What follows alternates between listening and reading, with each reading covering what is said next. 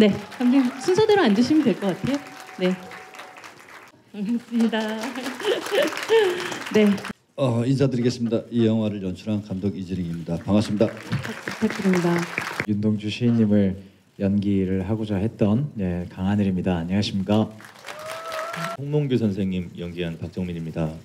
안녕하세요. 저는 제일동포 배우 김인우입니다. 특별고등경찰 역을 맡았습니다.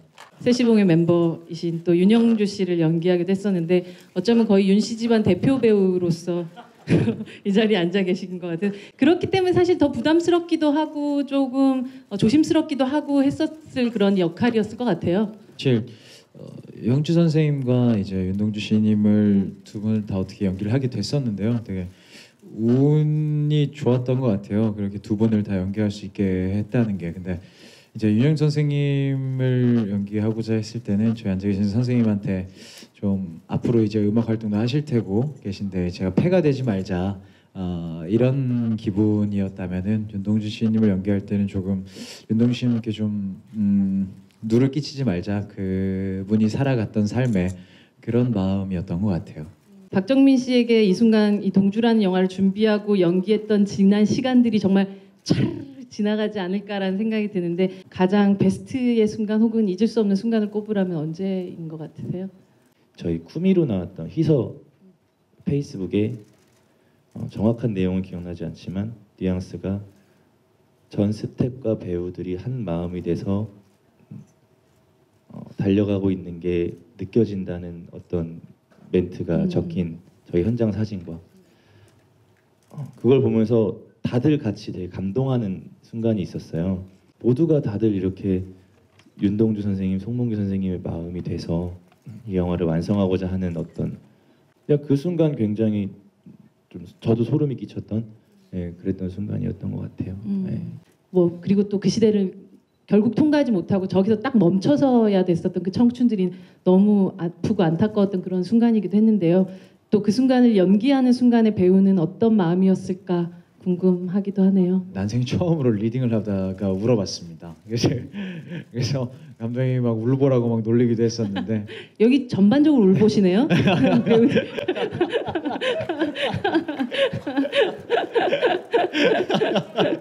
네. 저보다는 정민이 형이 더 울본 것 같고요. 네, 그 리딩할 때 제일 좋았던 장면이 두 가지가 있었는데 그게 이제 하늘과 바람과 별과 시라는 이제 이 제목을 제 입으로 말할 수 있는 영광과 그리고 서시라는 이제 시가 나오는 구절, 그 두 부분이 제 이 시나리오를 읽을 때 눈물을 흘리게 만들었었는데 실제 촬영할 때도 이게 솔직히 말하면 이 윤동주 선생님 분께서는 사실 그때 당시는 뭐 뒤에 있을 일들에 대해서 알면 안 돼서 울면 안 되는 거거든요. 그 시는 원래 그런 얘기를 할 때는. 근데 괜히 제가 하늘과 바람과 별과 시를 이야기하는데 계속 마음이 울컥울컥 하는 거예요. 이제 촬영 들어가기 전부터. 그래서 그거를 좀 컴다운 시키는 게 제일 중요했었고 그 씬을 할 때는. 그리고 했는데 감독님이 갑자기 한 번에 오케이를 해줘가지고요. 제가 잠깐만 이거 아닌 것 같은데 해가지고 한 두세 번을 더 했어요. 근데 촬영에 이게 영화에 나온 건 첫 번째 테이크를 쓰셨더라고요. 근데 첫 테이크에 시 하는데 막 쭈뼛하는 그 느낌이 오케이 그 순간을 멈추지 않으면 막 소름이 돋을 것 같아서 근데 자꾸 또 하자는 거야. 또 배우가 원하니까. 분명히 아니거든 이게. 왜냐면 분명히 아니잖아. 그래서 아까 오케이. 네. 시나리오를 저는 이제 먼저 읽은 사람으로서 완성된 영화하고의 가장 큰 차이점 같은 것들 보면 초반 그 북한도 고향에서의 청춘들이 보여주는 이 은근히 코믹하기도 하고 굉장히 좀 미숙하기도 한 치기 어린 그 활기 같은 것들이 좀 느껴졌거든요. 이건 어쩌면 글자화되어 있는 시나리오가 아니라 현장에서 배우들과 함께 비로소 좀 만들어진 분위기이자 장면들이 아니었을까라는 생각이 들거든요, 감독님. 거기 정미소가 거기 연설하고 뛰어와서 책을 주고 하죠. 네네. 그 컴컴한 공간 안에서 뭔가 둘 간의 그 과거부터 계속 있었던 관계에 대한 캐릭터를 쌓은 걸 한꺼번에 만들어 놓고 이제 달려가야 되는데 이미 그 장면에서 몽규와 동주는 아주 오랜 동안 석 달 차이로 18살의 모습으로 자란 그걸 처음부터 너무 잘해버리니까 원래 그랬던 사람들 같아. 이제 따로 연습했니 너희들? 따로 친분을 다졌겠죠. 그래도 네. 어릴 때만큼은 즐겁지 않았을까 하는 마음은 있어요. 근데 사실 고등학교 졸업한 어린 네, 친구들인데 사실 사람이 힘들다 한들 어떻게 365일 24시간 내내 힘들 수가 있어요. 근데 그 즐거운 모습을 보여줄 수 있는 게 이제 용정 때 모습인 것 같아서 형이랑 저랑 뭐 그런 뭐 얘기들은 나눴었죠. 이거 감독님과도 이 부분에서 굉장히 어느 정도 그 이분들의 남아 있는 모습 중에 가장 밝은 모습으로 표현을 해보자 이런 말씀을 해주셨었어요. 감독님께서 저희 프리단계에 갑자기 어느 날 전화를 주신 거예요. 네. 그 주로 전날- 전화를 하시는군요. 네, 그 전날 네. 하늘이가 나오는 스물 시사회를 다녀오시고 밝게 가자 이러셔가지고 이제 그 용정이랑 연희 전문 밝게 가자 밝게 가자라고. 밝게 가자 명랑하게 가자 이준익 감독님 청춘. 성대모사 예, 하시느라고 예, 예. 지금 밝게 가자 이렇게 예. 하신 것 같은데 지금. 밝게 그렇게 네. 한 거예요. 네. 그래서 네 알겠다고 내가 그렇게 촐랑대고 말했어? 네네네. 감독님 뭐 이렇게 하셔가지고. 촐랑은 아니면 명랑하게 네. 말씀하시죠. 각각들이 가장 좋아하는 시들이 있으실 것 같아요. 윤동주 시인의 시 중에서 감독님.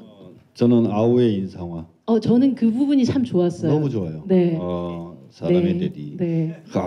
그거는 실제 그러한 시간과 그러한 순간을 맞이하지 않으면 절대 쓸 수 없는 시인 거죠. 관념이나 어떤 생각이나 이념을 반영하는 것이 아니라 그냥 현상 그 자체를 그 시어로 만들어내는 것은 정말 그래서 이 영화 전체에서 그 장면을 제일 좋아해요. 저도 좋아합니다. 네. 영화에는 나오지 않아요. 근데 그 행이 나오지 않는데 별 하나의 어머니라는 행이 있어요. 네. 하늘이가 녹음도 했고요. 근데 그 영화 촬영을 끝내고 그 행을 다시 보는데 그리고 하늘이 목소리로 듣는데 이분들이 돌아가시면서 가장 보고 싶었던 게 누굴까라는 생각이 들더라고요. 그럼 그 순간 누가 가장 보고 싶었을까라고 생각을 해보면 어머니일 것 같은 거예요. 물론 그 시를 그 순간에 쓰신 건 아니겠지만 네. 그 별 하나의 어머니라는 행이 저한테는 되게 좀 가슴 깊은 울림을 준 것 같기도 하고 제가 또 어머니라는 단어에 좀 유독 약해요. 네, 그래서 마세요. 예, 그래 안 울어요. 네, 울지 않습니다. 예, 아무튼 예, 그렇습니다. 네. 아니야, 그러면 울잖아. 그러면 안 돼.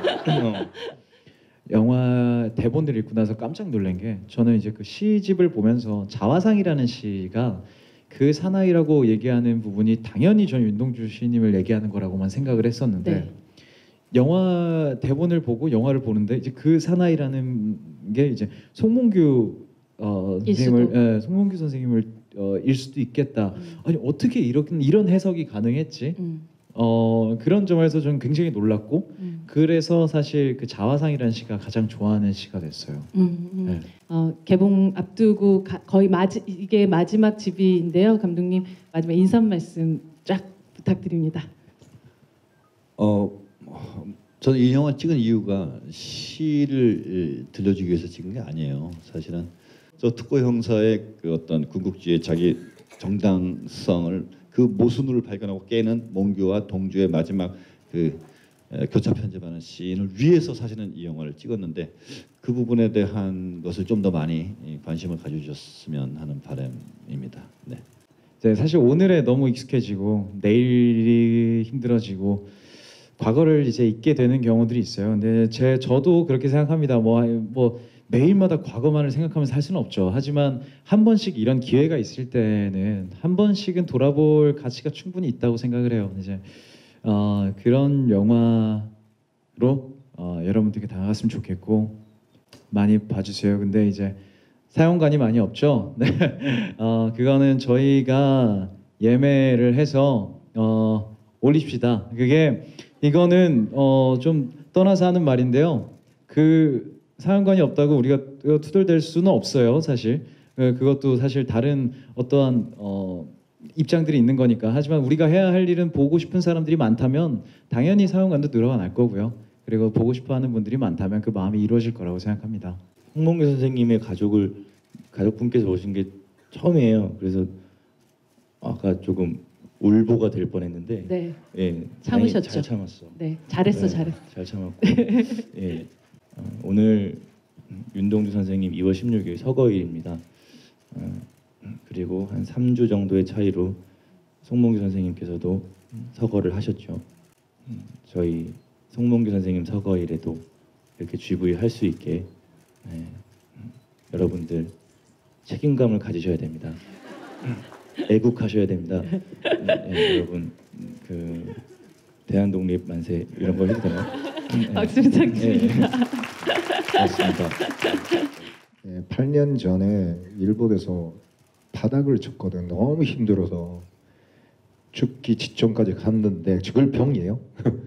근데 그때 한 편의 한국 영화가 저를 싹 구해줬어요. 그때 그것을 계기로 저는 되살았다고 해야 돼요. 그래서 한국에 오게 됐어요. 근데 영화랑 커다란 힘을 가지고 있다고 생각해요. 그 영화가 무엇이었나요? 예, 집으로요. 아, 예, 집으로. 그래서 집으로 오셨. 예, 펑펑 울어서 힘들었을 때마다 그 영화 DVD를 빌리고 계속해서 봤어요. 그래서 이 영화가 그 평생 누군가의 힘이 됐으면 좋겠다고 생각하고 예, 그런 마음입니다. 감사합니다. 오늘 긴 시간 또 많은 이야기, 재미있는 얘기 또 해주신 여기 감독님, 배우분들에게 큰 박수 주시면서 저희 이 자리 마감하도록 하겠습니다. 감사합니다. 안녕히 돌아가십시오.